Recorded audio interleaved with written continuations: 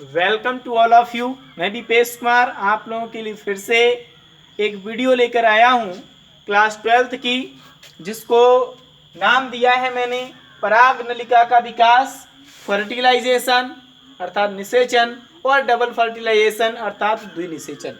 आप लोगों से बड़ी उम्मीद है कि आप लोग इस क्लास को शेयर भी करोगे, लाइक भी करोगे और इस क्लास को सब्सक्राइब भी करोगे। जिसने सब्सक्राइब नहीं किया है उसने।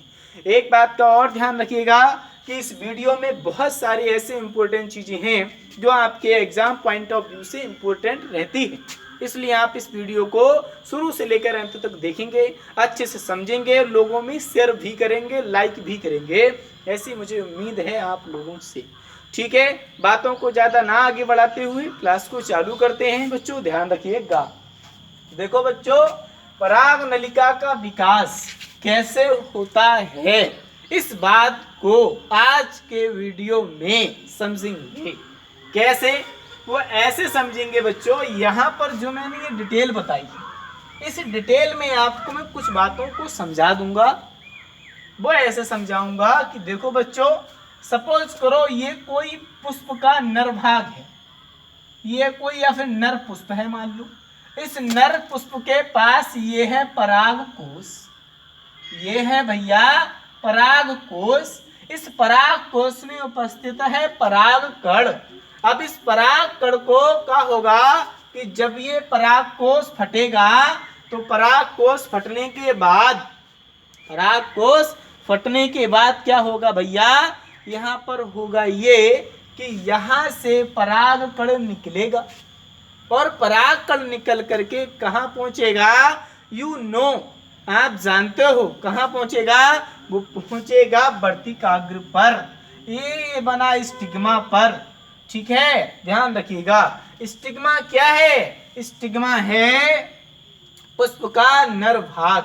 अब पराग कोश से पराग कण निकलकर स्टिग्मा तक पहुंच रहा है, तो इसके पहुंचने की प्रक्रिया क्या कहला रही है भैया? परागण, या फिर इसको कह देंगे पॉलिनेशन। क्या कह देंगे?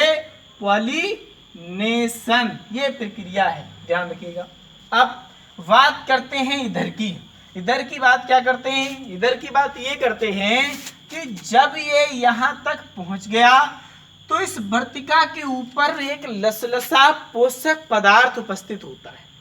उस पोषक पदार्थ क्या होता है? जिसको भोजन के रूप में ग्रहण कर लो, जिसको भोजन के रूप में क्या कर लो, खा लो, पेट में पहुंच जाए और पेट भर जाए तो हम कह देते हैं कि वो क्या है? पोषक पदार्थ है। वो पोषक पदार्थ हैं। इसलिए हम देखते हैं यहाँ पर पोषक पदार्थों के लिए कि साहब उस पोषक पदार्थ को कौन अवशोषित कर लेगा? पराग कण। वो पराग कण उन पोषक पदार्थों को क्या कर लेगा? अवशोषित कर लेगा। ध्यान रखिए। अब पराग कणों को अवशोषित कर लिया है, पराग कणों ने अवशोषित कर लिया है उस पोषक पदार्थ को, और पदार्थ को अवशोषित करने के बाद वो फूल गया। अब वो जब फूल गया तो फूलने के पश्चात क्या हुआ? जब वह फूल गया, फूलने के पश्चात क्या होगा? आप लोगों को सबसे पहले मैंने बताया था कि परागकण की स्ट्रक्चर कैसी होती है। परागकण की स्ट्रक्चर कैसी होती है? तो वो ऐसी होती है परागकण की स्ट्रक्चर। और इस स्ट्रक्चर में क्या होता है? तो उसमें होता ये है कि बीच में एक न्यूक्लियस होगा, उस न्यूक्लियस के चारों ओर दो आवरण होंगे। एक आवरण खुरदरा होगा और एक आवरण होगा चिकना। समझ रहे हो? बाहर वाला आवरण खुरदरा होगा, अंदर वाला आवरण चिकना होगा। तो होगा यहाँ पर ये कि साहब यहाँ पर होगा ये कि जब बाहर वाला आवरण खुरदरा है, अंदर वाला आवरण चिकना है, तो चिकना आवरण क्या करेगा? अपने अंदर करेगा डेवलपमेंट। पर कहाँ से करेगा? इस परागकण के पास एक होता है छिद्र, उस छिद्र को कह देते हैं भैया जनन छिद्र। कह देते हैं जनन छिद्र कह देते हैं। इस जनन छिद्र में क्या होगा भैया? इस जनन छिद्र में क्या होगा? इस जनन छिद्र की सहायता से ही अंदर वाला आवरण बाहर की ओर निकलेगा। जब छोटे से छिद्र से अंदर वाला आवरण बाहर निकलेगा तो वह एक नलिका के रूप में बाहर निकलेगा। एक नलिका के रूप में बाहर निकलेगा। अब वो नलिका के रूप में जब बाहर निकलेगा तो ये प्रक्रिया कहाँ पर हो रही है? ये प्रक्रिया हो रही है वर्तिकाग्र पर, ये प्रक्रिया हो रही है स्टिग्मा पर, ये प्रक्रिया हो रही है मादा पुष्प के भाग पर, ये प्रक्रिया हो रही है मादा पुष्प पर। इस बात को भी ध्यान रखिएगा। इसके अंदर उपस्थित होते हैं केंद्रक, जो कि यहाँ पर आने से पहले ही दो प्रकार के नर युग्मकों का फॉर्मेशन कर लेता है। ये यहाँ पर शो किया गया है कि साहब दो प्रकार के नर युग्मकों का फॉर्मेशन हो चुका होता है, तभी ये परागकण यहाँ पर आता है। अब यहाँ पर आ गया, नलिका निकल आई, तो नलिका निकल आई जब, तो नलिका निकलते निकलते निकलते निकलते के स्टाइल के अंदर प्रवेश कर जाएगी। स्टाइल की सहायता से क्या होगा, धीरे धीरे ये नलिका ओवैरी में प्रवेश कर जाएगी। ओवैरी में क्या होगा, धीरे धीरे ओवैरी के अंदर आप जानते हो कि उपस्थित होता है ओव्यूल, उपस्थित होता है बीजांड। जब बीजांड उपस्थित होता है तो बीजांड के अंदर उपस्थित होता है एम्ब्रियो सैक। उस एम्ब्रियो सैक के अंदर जब सपोज करो कि वहां पर एम्ब्रियो सैक उपस्थित है, ठीक है, समझ पा रहे हो? कह सकते हो जब वहां पर एम्ब्रियो सैक उपस्थित है तो उसके पास यहाँ पर क्या होगा, यहाँ पर होगा ये कि नलिका धीरे धीरे पहुंचकर इस बीजांड के समीप आ जाएगी। बीजांड के समीप आ जाएगी तो वहां पर उपस्थित होती हैं कुछ ऐसी सेल्स जो क्या करेंगी, नलिका को मार्ग प्रदर्शन कराएंगी, मार्गदर्शन कराएंगी, मार्ग बताएंगी, रास्ता बताएंगी। जैसे हम कह देते हैं कि साहब गांव में कोई पूछने आता है, साहब प्रधान जी का घर कहाँ पर है, इस रोड से आगे जाइए, गली पड़ेगी, गली के आगे जाएंगे तो एक पीला मकान पड़ेगा, पीला मकान उनका नहीं है, उसके बाद जाओगे तो हरा मकान पड़ेगा, हरा मकान भी उनका नहीं है, हरे मकान के पास में एक और गली है, उसके बरोबर से जब जाओगे तो सामने एक टाइल वाला घर होगा, वो भी उनका नहीं। अरे भैया तो कौन सा है? ये सारी बातें होती हैं यहाँ पर। जब सारी बातें यहाँ पर होती हैं तो ये बताती हैं कि अब यहाँ पर इनका मकान है। तो वो कहते हैं टाइल के बिल्कुल बगल में एक पतली सी गली अंदर को जाती है जो कि चौड़ी गली में मिल जाती है। वहां पर एक पाकड़ का पेड़ है, उस पाकड़ के पेड़ के पास बहुत सारे लोग बैठे होंगे, उनसे कहना यहाँ पर प्रधान जी का घर कहाँ पर है, तो वो आपको बता देंगे। Just like that, just like that ये भी यहाँ पर उसको भेज देती है कि साहब आपको भ्रूण पोष पे पास जाना है, उससे पहले आप कहाँ जाओगे, आप जाओगे बीजांड में, और बीजांड आपको बताएगा कि आपको कहाँ जाना है। समझ पा रहे हो, नहीं समझ पा रहे हो? इस बात को अच्छी तरह से समझ लीजिएगा, कोई इसमें दिक्कत नहीं आने वाली है। ठीक है भैया, जब भ्रूण कोष में पहुंच गई, अब भ्रूण कोष में जब पहुंच गई तो आप ये भी जानते हो कि भ्रूण कोष के पास एक अंडकोश का होती है, अर्थात भ्रूण कोष के अंदर एक अंडकोश का होती है। उस अंडकोशिका के पास जाकर के ये नलिका पहुंच जाएगी, और पहुंचने के बाद पराग नलिका का हो जाता है स्फुटन। आगे से जाकर के जैसी मान लो कि ये नलिका जा रही है, नलिका यहाँ पर आई है, तो ये नलिका यहाँ पर हो जाएगी फट। जब फट जाएगी तो समझ जाओ आगे की घटना क्या होगी, उसको समझाने वाला हूं मैं, लेकिन 2 मिनट को आपको रुकना पड़ेगा। कैसे? उसमें ऐसे कि साहब पराग नलिका का विकास पढ़ाया जा रहा है, तो पराग नलिका यहाँ से पराग कण से निकल करके भ्रूण कोष तक पहुंच गई, इसको ही पराग नलिका का विकास कहते हैं। अब क्या होगा? अब होगा ये कि पराग नलिका निकली है पराग कण से, और पराग कण के अंदर उपस्थित है 2 नर युग्मक। अब वो दो नर युग्मकों में से एक नर युग्मक क्या करेगा, वो पराग नलिका के जरिए धीरे धीरे धीरे धीरे कहाँ पहुंच जाएगा, भ्रूण कोष में पहुंच जाएगा। अब भ्रूण कोष में जब पहुंच गया, आप जानते हो यहाँ पर भ्रूण कोष में जब पहुंच गया तो भ्रूण कोष के अंदर उपस्थित है अंडकोशिका, और पहुंच गया यहाँ पर नर युग्मक। अंडकोश का है मादा युग्मक, वो है नर युग्मक। जब दो लोग आपस में मिलेंगे तो होगा क्या? होगा क्या? उनमें प्रेम। अब उनमें प्रेम होगा, प्रेम के बाद प्रेम प्रसंग होगा और उसके पश्चात दोनों में हो जाएगा हग। हक्स करेंगे और हक्स का मतलब है दोनों आपस में क्या करेंगे? मिलते हैं। क्या करते हैं भैया? दोनों आपस में मिलेंगे। जब दोनों आपस में मिलेंगे तो इनके मिलने की प्रक्रिया क्या कहलाएगी? इनके मिलने की प्रक्रिया कहलाएगी फर्टिलाइजेशन। क्या कहलाएगी? फर्टिलाइजेशन। फर्टिलाइजेशन का मतलब जानते हो? निषेचन। निषेचन अर्थात पराग नलिका के विकास के पश्चात कौन सी प्रक्रिया होती है भैया? निषेचन होती है। कौन सी प्रक्रिया होती है? निषेचन की प्रक्रिया होती है। अब निषेचन की प्रक्रिया यहाँ पर हो गई। निषेचन की प्रक्रिया के पश्चात किसका फॉर्मेशन होता है भैया? सब जानते हैं, जाइगोट का फॉर्मेशन होता है। 100 बार स्कूल में पढ़ाया है मैंने, 100 बार स्कूल में पढ़ाया है मैंने कि जाइगोट का निर्माण निषेचन की प्रक्रिया के पश्चात होता है, अन्यथा जाइगोट का फॉर्मेशन नहीं होता है।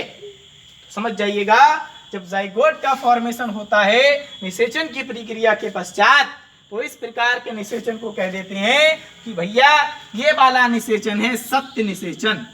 सत्य निषेचन या कह सकते हैं इसको, ये वाला निषेचन है ट्रू फर्टिलाइजेशन। ट्रू फर्टिलाइजेशन ये सत्य निषेचन है। तो भैया सत्य निषेचन कौन सा है? और ये सत्य है तो असत्य कौन सा है?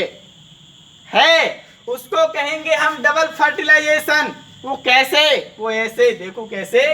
यहाँ पर एक केंद्रक था, अब वो एक केंद्रक यहाँ पर आया था, उसने क्या किया? अंड कोशिका से संयोजन किया। अब दूसरा केंद्रक हुआ तो दूसरा केंद्रक तो यहीं पर है, वो दूसरा केंद्रक पीछे से आएगा और कहेगा भैया नहीं, आपकी तो शादी हो गई, आपके तो बच्चे हो गए, लेकिन यहाँ पर हम तो कुंवारे हैं। जब हम कुंवारे हैं तो हमें भी शादी करनी है। वो कहता है ठीक है भैया, पहले मैं कर लूंगा तो उसके बाद तुम कर लेना। तो पीछे पीछे पीछे पीछे आता जाता है और देखता है कि जब यहाँ पर जो स्वयंवर हुआ है उसके बाद एक कन्या और बैठी हुई है और उस कन्या का नाम है भैया द्वितीयक केंद्रक। उस कन्या का क्या नाम है? द्वितीयक केंद्रक। द्वितीयक केंद्रक नाम है उस कन्या का। अब द्वितीयक केंद्रक है, कह देगा साहब पसंद है, हमें पसंद है तो तुम भी शादी कर लो। ठीक है साहब, तो द्वितीयक केंद्रक के साथ वो जो दूसरा युग्मक आया था उसने कर लिया फर्टिलाइजेशन। लेकिन बड़ा कौन है? पहला वाला केंद्रक, वो तो कर चुका निषेचन, तो उसकी शादी पहली और अच्छी मानी जाएगी, लेकिन इसकी शादी बेकार मानी जाएगी। इसलिए इसको कह देते हैं कि असत्य निषेचन है, या फिर कह सकते हैं इसको कि ये है भैया द्वितीयक निषेचन या सेकंड फर्टिलाइजेशन। इस बात को ध्यान रखिएगा। यहाँ पर सत्य निषेचन के पश्चात जाइगोट का फॉर्मेशन हुआ था और यहाँ पर द्वितीय केंद्रक ने जो दूसरा निषेचन किया है या जो द्वितीयक फर्टिलाइजेशन किया है, सेकेंडरी फर्टिलाइजेशन किया है, तो आफ्टर सेकेंडरी फर्टिलाइजेशन या after second fertilization formed of embryo sperm, भ्रूण कोश का फॉर्मेशन नहीं होगा यहाँ पर, वो सॉरी भ्रूण कोश का फॉर्मेशन होगा यहाँ पर जाइगोट का फॉर्मेशन नहीं होगा। कि साहब 2 बार निषेचन हुआ है तो 2 जाइगोट का फॉर्मेशन हो जाएगा, तो गलत है ना, वो नहीं होगा। वहां पर होगा आपका भ्रूण कोश का फॉर्मेशन।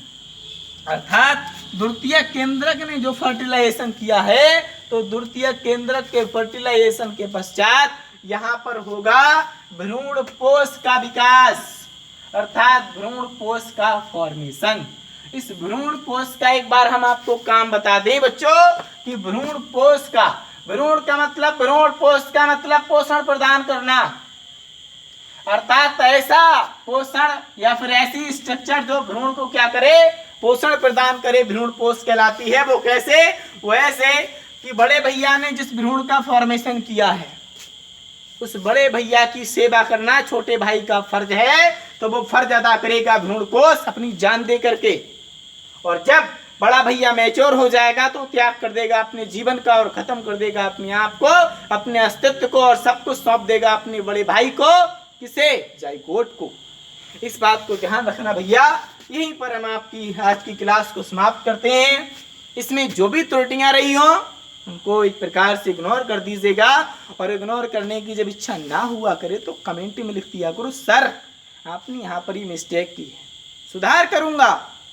मैं पूरा नहीं हूँ, मैं भी आप लोगों की तरह क्लास में पढ़ा हूँ, अच्छे टीचर्स ने मुझे पढ़ाया है, अच्छे टीचर्स ने पढ़ाया है, और अच्छा टीचर बनने का प्रयास कर रहा हूँ।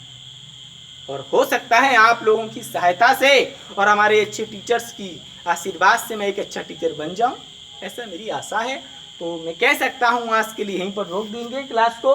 और बाकी बच्चों आप लोगों का बहुत साथ है, बहुत अच्छा लगता है जब व्यूज़ बढ़ते हैं, बहुत अच्छा लगता है सब लाइक्स बढ़ते हैं, बहुत अच्छा लगता है जब सब्सक्राइबर्स बढ़ते हैं। बहुत मज़ा आता है पढ़ाते हुए, और बहुत मज़ा आता होगा आपको पढ़ते हुए। लेकिन आज जैसी क्लास आपको मिली नहीं होगी पहले।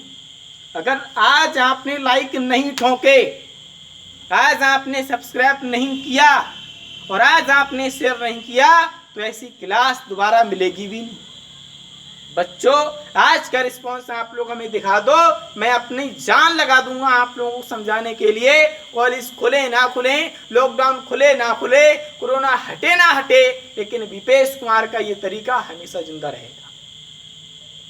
बिल्कुल ध्यान रखना बच्चों, हमेशा इस बात को ध्यान रखना कि टीचर्स को मोटिवेट करना है तो उसको लाइक बढ़ाओ, उसके व्यूज़ बढ़ाओ, उसको सब्सक्राइब करो। ठीक है, यही तरीका है अभी ऑनलाइन क्लासेस में। बाकी ऑफलाइन में तो भाई ऑफलाइन ही है, कोई दिक्कत नहीं। तो आज के लिए यहीं पर रोकते हैं। एक छोटी सी लाइन में आपको शेयर कर रहा हूं कि परिंदों को मंजिल मिलेगी हमेशा, परिंदों को मंजिल मिलेगी हमेशा, ये फैले हुए उनके पर बोलते हैं, और वो लोग रहते हैं खामोश अक्सर, जमाने में जिनके हुनर बोलते हैं। जय हिंद।